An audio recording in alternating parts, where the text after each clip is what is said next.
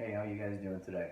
So this is something that came up earlier in one of my lessons with a private student, and we were talking about some basic blues forms and the 12 bar blues chord progressions, or just the 12 bar blues basic progression. And we had done some cool stuff where we were playing some basic blues progressions. We were playing a chord progression in the key of A,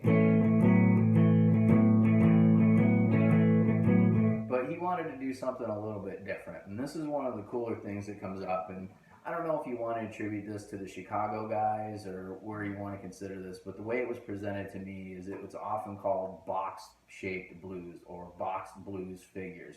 And this is one of the cooler things that I do as a bass player. I play this quite a bit. As a guitar player, in different blues settings, absolutely I do, but more as a bass player. It also translates really, really well to guitar stuff. So this box-shaped blues is based on this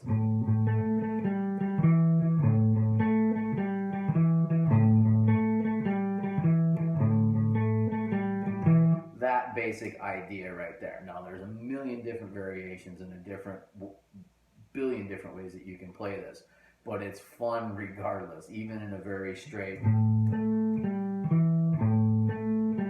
Now that's probably one of the more pedestrian ways to play it, but you get the idea that it can turn into some really cool stuff. And what this is based on is this is based on an octave figure, or what you can be playing around with basically a bar chord shape, a minor bar chord shape.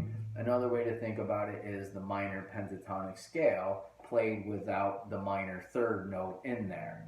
And what you're going to do here is you're going to play, and we're going to do this in the key of A for right now, is the one chord or the A chord in this key is going to use this figure.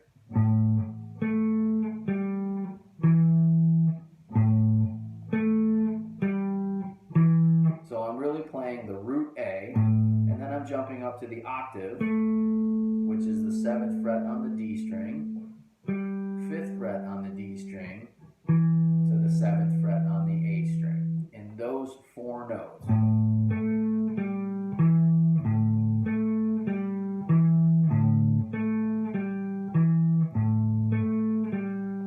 Now that is the same figure for all 3 of the chords in this key. Now we're going to use an A chord, we're going to use a D chord, and we're going to use an E chord. And that gives us our basic 1, 4, 5 chord progression in the key of A for this particular example. Now I'm going to change it up and I'm going to put a little bit of a shuffle to it.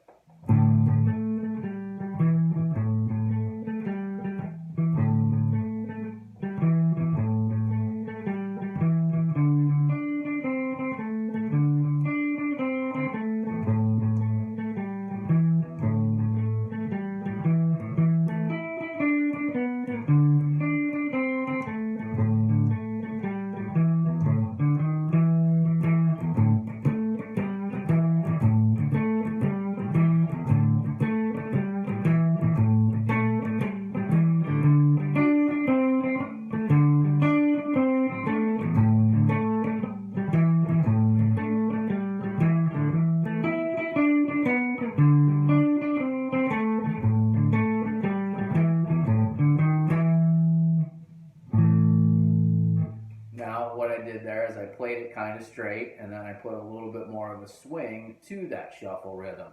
And then at the very end, I did this very cool, and that's just a chromatic walk up from the 4, D, and landing on the 5. And that's something that you hear very often as a tag at the end of a blues chord progression to signify that, hey, we're going back to the top and starting back on the 1 chord. Now, there's a couple, I'm going to show one variation on this that I really like to play, and this one really just kind of gives it a little bit, to me, a little bit of a sexier sound.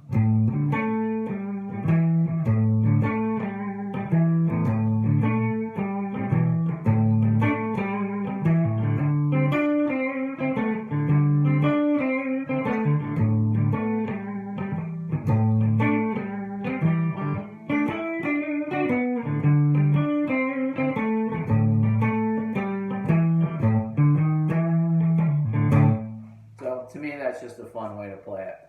This, again, was explained to me as a box blues. That's how I've always known it. That's how I explain it to my students. that was done in the key of A, but you can certainly move that into any key. And it's just another fun way to approach a 1-4-5 chord progression based on a 12-bar blues figure. Thanks for checking it out. Let me know if you have any questions in the comments, or if you have any requests or suggestions for things that you want to see or need help working on.